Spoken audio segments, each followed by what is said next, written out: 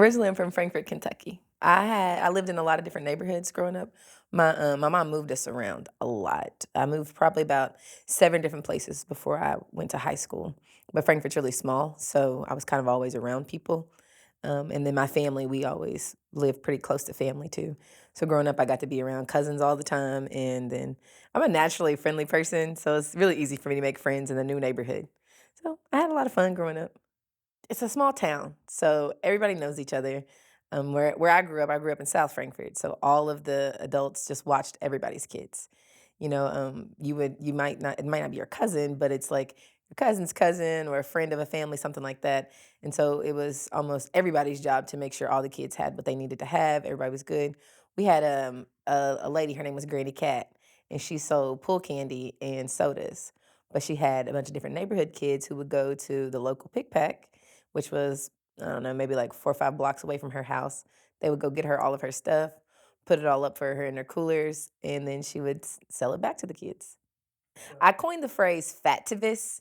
So what I do is fat positive work, meaning that I allow fat and large body or plus size body people to be represented in a lot of different forms.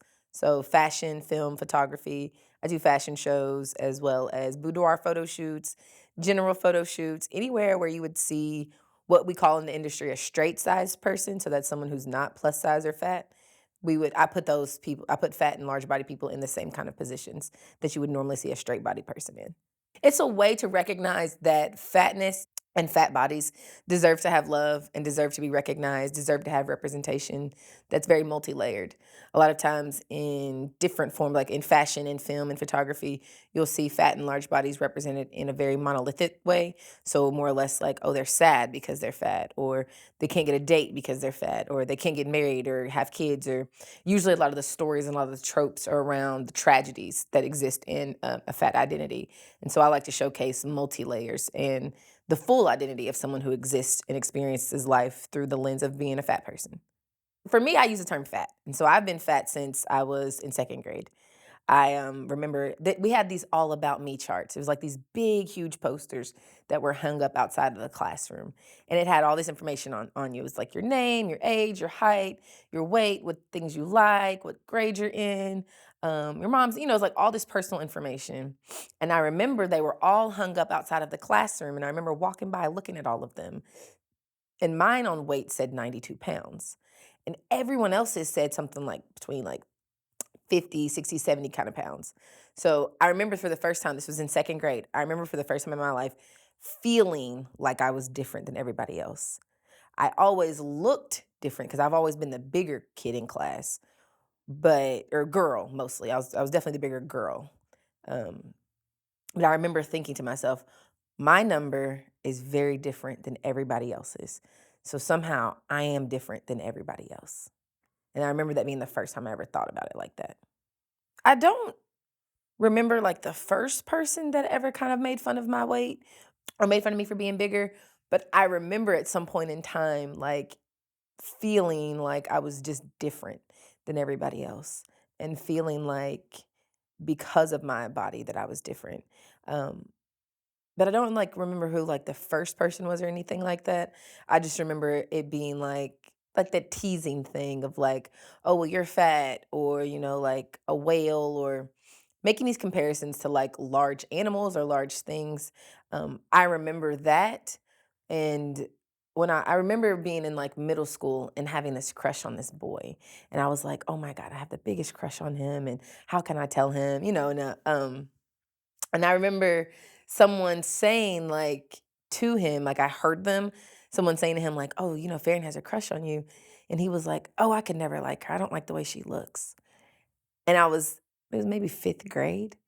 And, in second grade is when I realized I was different than everybody else. But in 5th grade, I think is when I realized, like, oh, these differences can affect how people view you.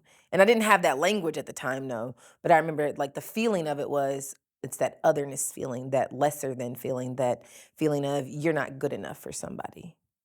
And so going through middle and high school, I had, just like every young person, I get crushes on people, right? And I think I like somebody, or, like I'm very interested in someone. And so I had a friend, she's my best friend actually.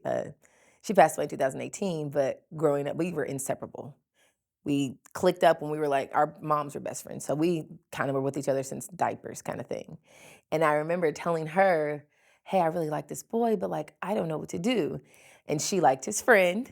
So she was like, "Well, why don't we just invite them to the movies?" And so she called the friend that she liked and tried to invite everybody to the movies. And I remember the guy that I liked, she was like, me, Fairen, and she was just naming a bunch of people. And they didn't know that I was on, was it three way at the time? Yeah, they didn't know I was on three way. And so the guy, he was like, I could hear him in the background, and he was basically just saying like how, he didn't want to go to the movies if it was like he had to sit next to me. And this was eighth grade, or no, this was maybe ninth grade in high school. So it's like this continuous thing of like, I like these boys, but they don't like me because of the way that I look. And I guess now is what I'm realizing, like this pattern. Now that I'm talking about it, yeah. And so I guess like this idea of like being insignificant based off of what I looked like came from all these different scenarios and these different situations I've been in growing up. Do you think that has anything to do with your sexuality as an adult? Nah. No. Oh, huh. Good question. Actually, maybe. Um, maybe. I do think, not think. When I was in college, the only time that I felt like men wanted to interact with me is if they knew that I would have sex with them. And I think that subconsciously, I needed to feel validated by men since I hadn't been prior to.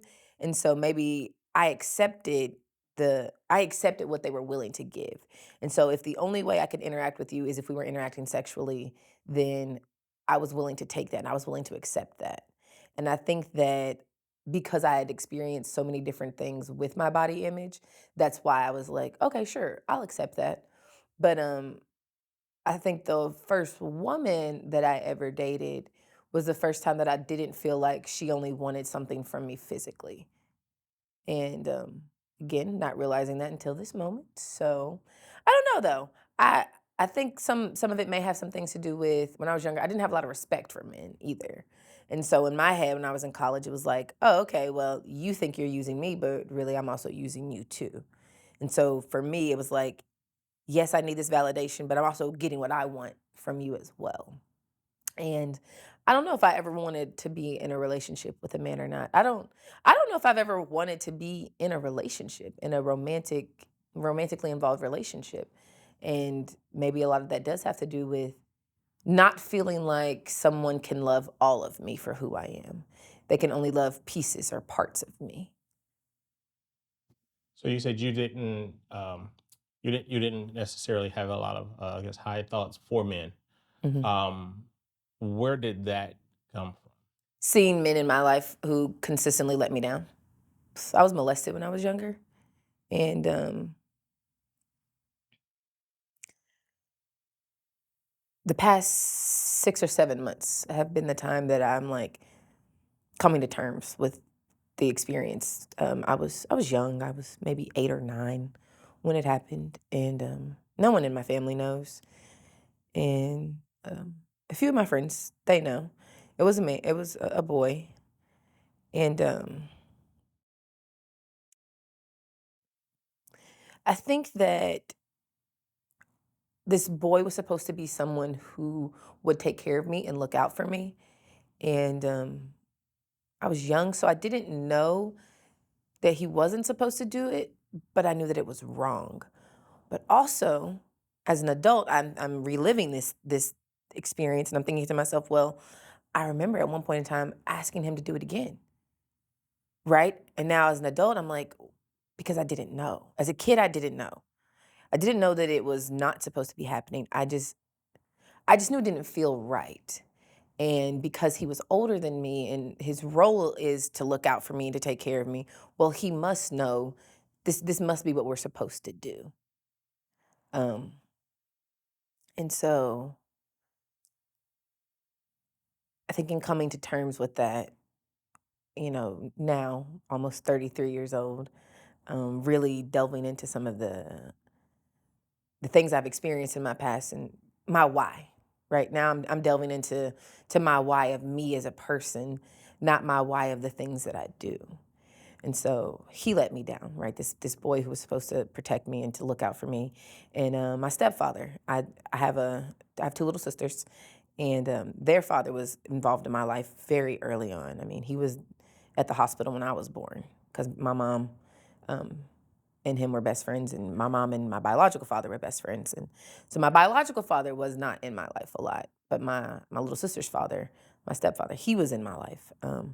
I only say stepfather to give like a reference, but growing up, I never called him. Yeah, growing up, never called him that. My mom said the only steps we know are the ones we walk on, and so that was never what I called him. I always called him dad or daddy. Growing up, I did. So, but he let me down very much. He was not the man that he should have been to my little sisters or to my mother. Um, I grew up in an abusive home. My mother, um, my mother's the strongest person I have ever known in my entire life. Um, I've never seen someone be able to go through so much and still be willing to help other people. And so, like, growing up, my little sister's father, he raised me for 8 years before my little sisters came along, and him and my mom did not have a good relationship. It was a very traumatizing relationship. He would he would yell at her a lot and call her names and talk about her body a lot, call her fat and ugly and unattractive and tell her that like no man would want her. And I don't even know if my mom knows that I heard those things, right? I don't know what she knows. But I remember thinking to myself that like I don't like the way that he talks to her, but also not knowing, is he supposed like are you supposed to talk to someone like that? Because I was very young. And I remember one time they got into it so bad, and I could hear like contact of like fist on skin, but I didn't know what was happening. So I went banging on my cousin and my uncle's door, and I was like, "You need to come! You need to come! They're fighting! They're fighting!" And I think that I probably even said like they're fighting again. And I remember my uncle coming and my cousin coming, but I don't really remember what happened next. And I don't know if a part of it's like, did I block it out? Um, but I remember looking at my hand and like, I have this knife in my hand. And I know I put the knife down because I remember setting it on the kitchen table. These past 6 or 7 months of my life, um, I have all this free time now. For the last 10 years, I've been working 3 jobs and running a business and a brand. And so I've just been on go for years, over a decade now. And these past 6 or 7 months, I stopped and I kind of like sat down and allowed myself to really think about things and to really feel things. And so this is kind of the first time I'm like talking about these things out loud with somebody else, realizing that I've experienced a lot that's affected me in a lot of ways. Things that, as an adult, I know that those aren't the right things. I know that these things weren't things I should have experienced. I know that these aren't things that should have happened to me or even kids in general or people in general. But I'm realizing now how much it's affected how I do anything in life, how I move in life, how I handle my own interpersonal and romantic relationships, how I even have my brand itself, the way that it exists, the work that I do, the fat positive work that I do. I don't think I realized until today how all of these pieces and dots are actually really connected to each other.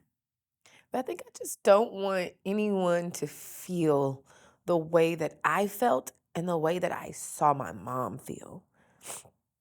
Like she's my mom. So I think she's the most beautiful person in the world. And I think she's the strongest person in the world. And I hate putting that title on her because it's like, if she's strong, that means she can't be weak. And she's been a mom more than she's not been a mom. She had me when she was 18. So like, we always joke about it, but like we say that we raised each other because in a lot of ways, we did. Um, you know, as an adult, my mom's telling me more things about like what she's experienced in life. And I'm starting to realize, like, oh, well, a lot of the things you did make sense. A lot of the things I've seen you go through, those things make sense. Um, and maybe had we talked about these things earlier, maybe I would have made different choices, and maybe I wouldn't have made some of the mistakes that are very similar to the ones that she's made.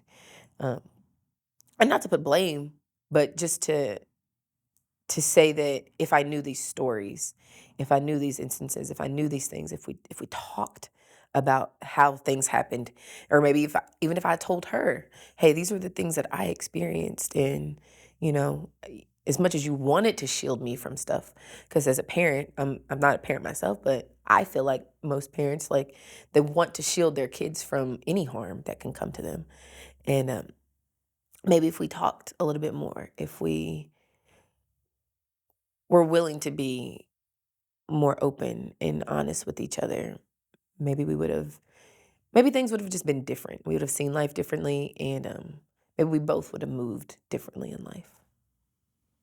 Yeah. Have you ever thought about talking to her about this stuff now? Yeah. Um, this year was the first year that I told my therapist I wanted to see if my mom can come into a session, and we talk about um, a lot of the things, like talk about what I went through when I was younger, and what I experienced, my perspective of things between her and my little sister's father. My biggest thing is I don't want her to blame herself. And that's what I'm so scared of. I'm scared that she's going to feel like, I'm almost afraid that I'm going to make her feel like the way he made her feel. I'm afraid that I'm going to make her feel like she wasn't good enough or that she didn't do enough. And I don't want her to feel that way. And I don't want to be the one to make her feel that way.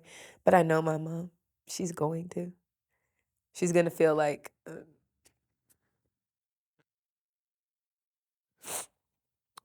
she's gonna feel responsible.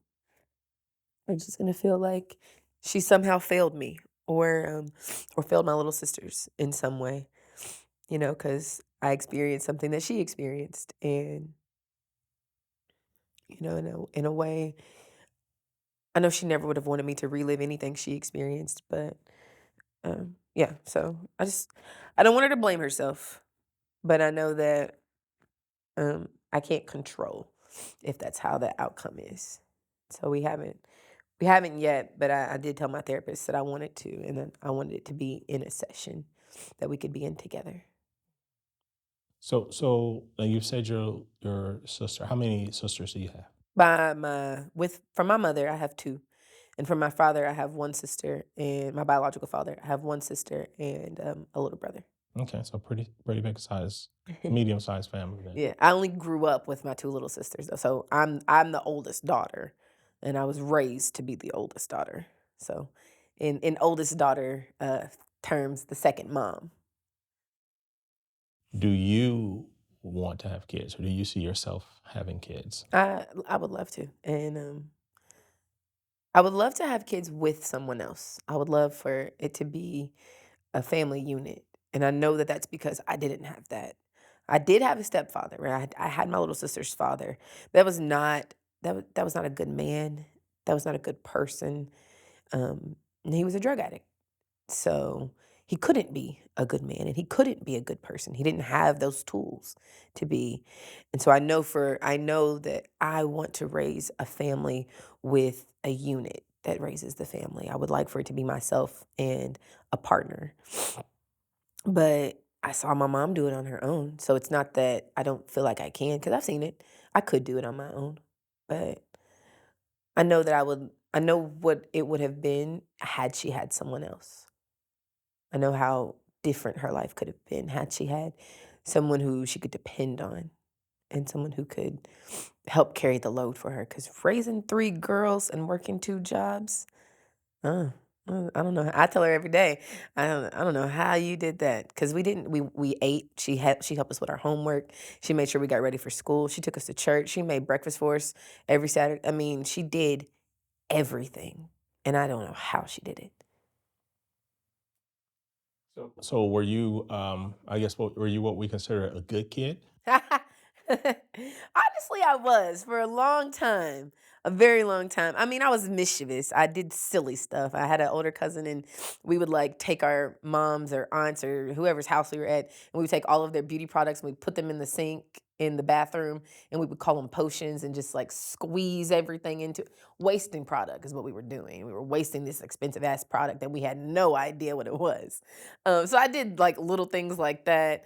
I would hide combs when my mama tried to do my hair.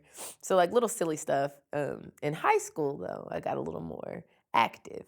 My mouth was a lot more slick. Like I said, my mom's not much older than me, and we raised each other. We grew up together, and so I remember in high school at one point in time thinking to myself like, "Well, she doesn't get to talk to me like that. I'm gonna start talking to her the way she talks to me.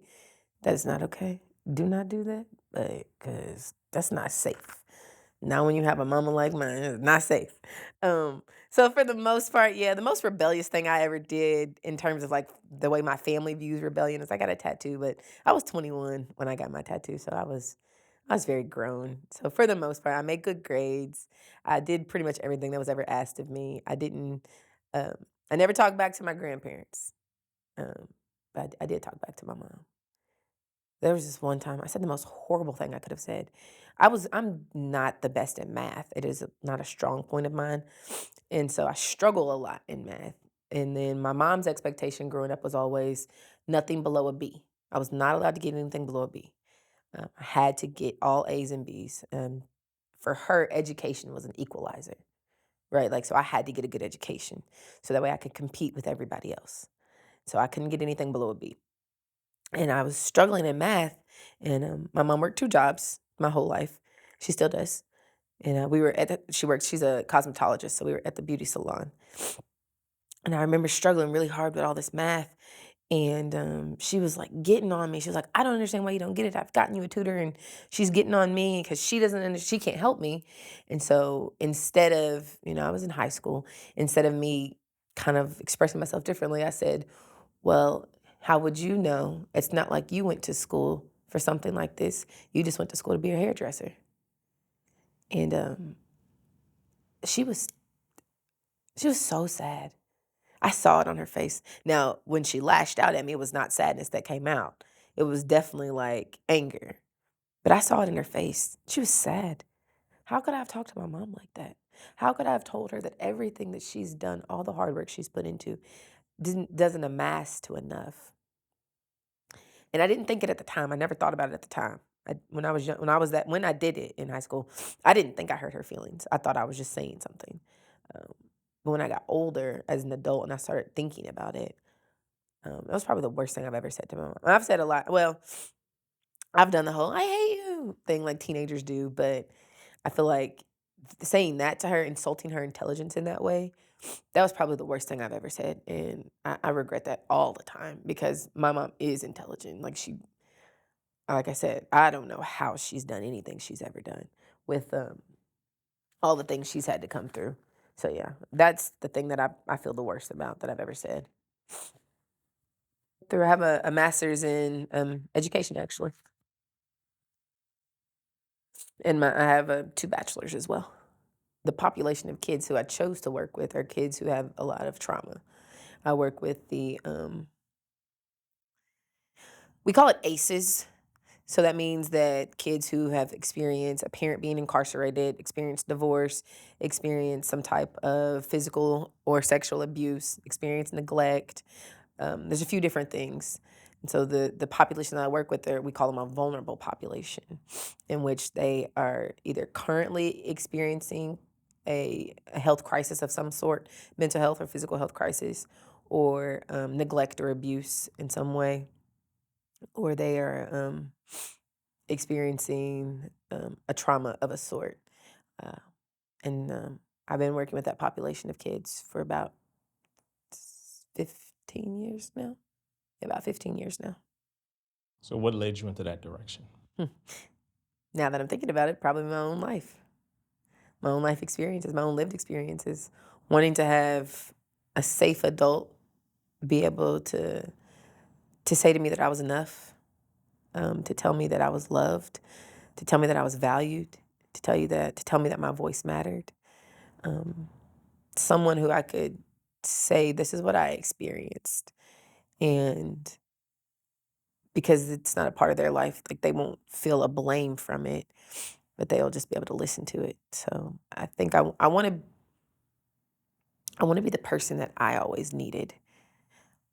I always say that my goal in life is to be who my 17-year-old self needed. Even though by 17 I'd been through all of the things at that point. But I think that if 17-year-old me had someone saying, hey, tell me what you went through, because I want to be able to tell you that you're going to make it through it.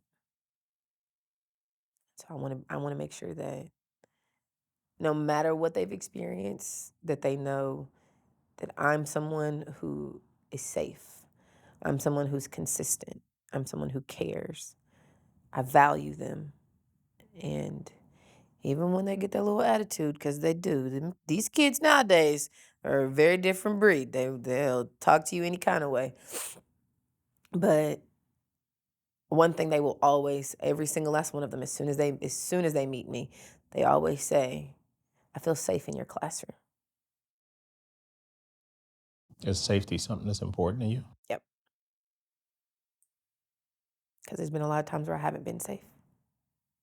There's been a lot of times where things haven't felt safe. Um,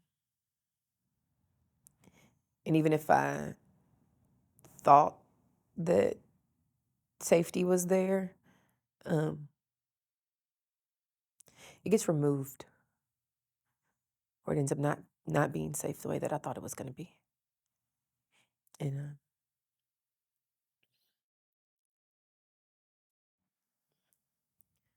I think little Farron didn't feel safe so many times, and in so many ways that it's almost like she's like screaming for somebody to make her feel safe. And I feel like as an adult, I'm trying to tell her that she's safe now, but I still don't think I feel like I am. I still don't think I feel that way. And no matter how hard I try to make it myself feel safe, like maybe you can't find safety in other people. Maybe you are the safe person for you. But I think that I still don't believe that, even though I try to.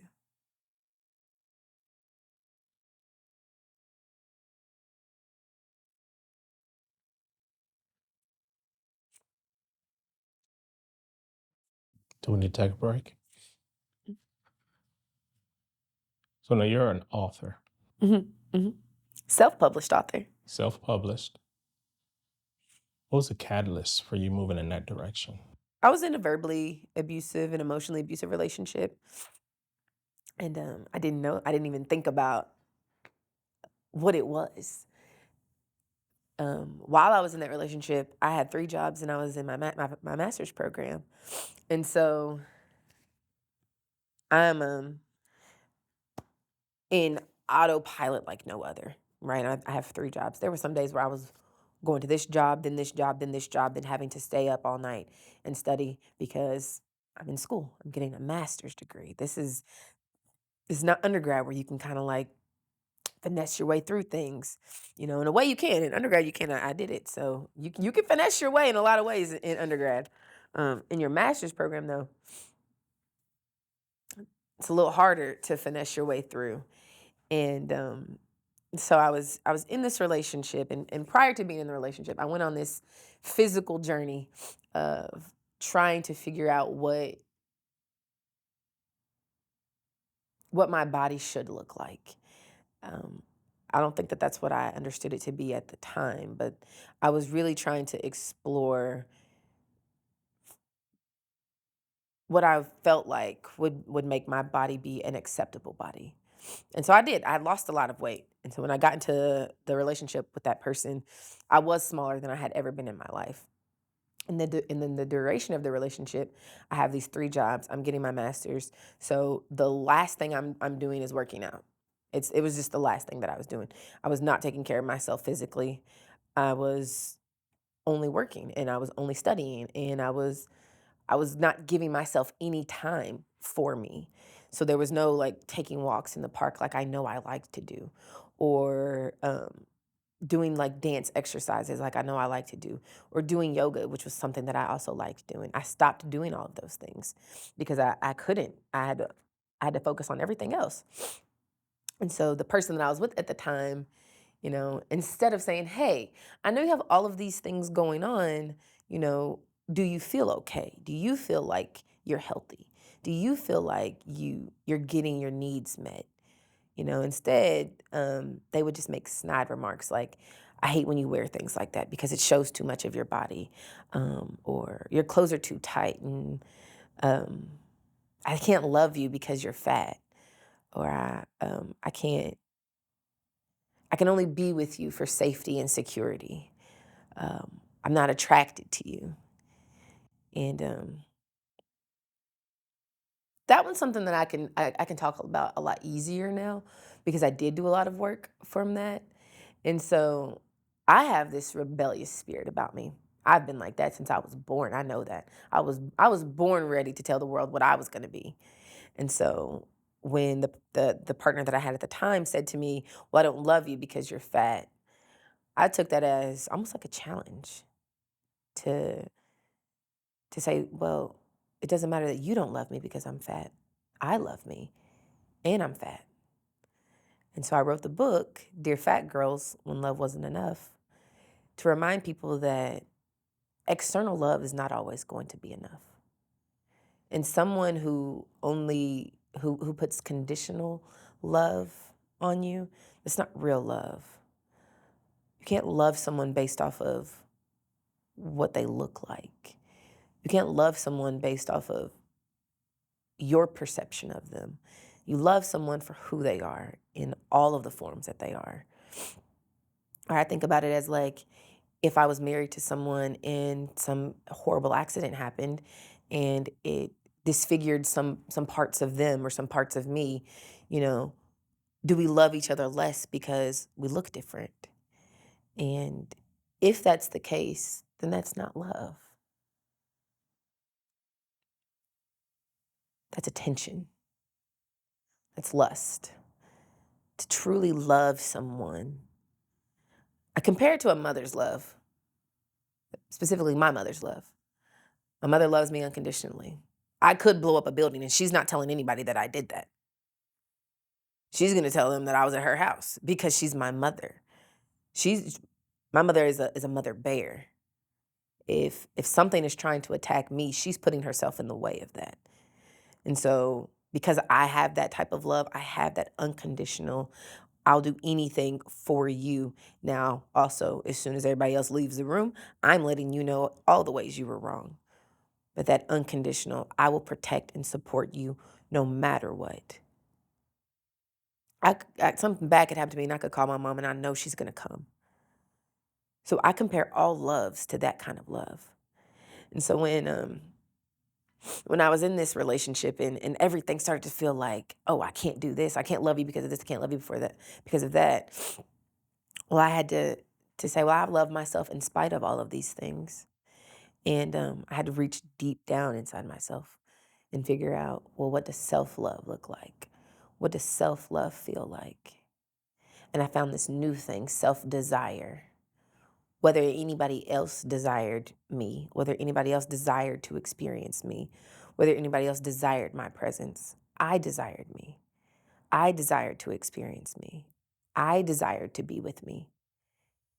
And no, we can't self love ourselves away from wanting human connection and wanting community. Of course not. As a human, like we thrive on community. We thrive on connection. We're better when we are able to, even if that connection or community is with one other person, we need it.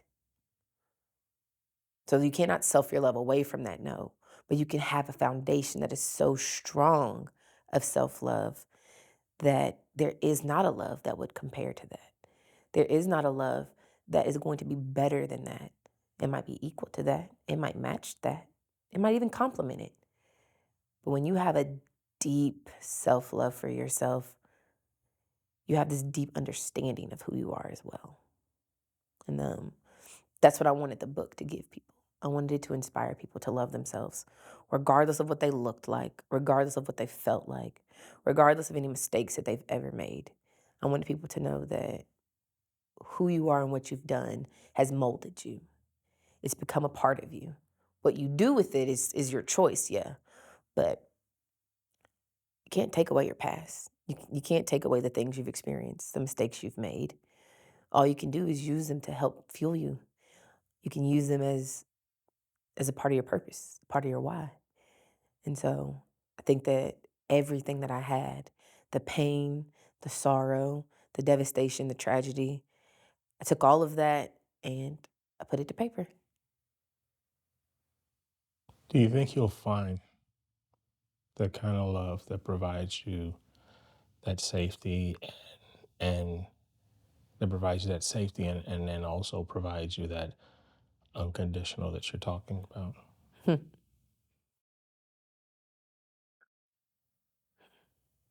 I'm hopeful. I'm hopeful for it. You think it still exists in this world now? Whew, might be rare. But I think since I exist, it has to. I think that who I am very easily attracts people who think they have that and want to be able to give that. Um, I think that there's something that they see in me that they're so attracted to. Um, and maybe it's like what I put out is what I do want to receive. Um, so I don't know if I've met that person yet, but I'm very hopeful that I'll meet them.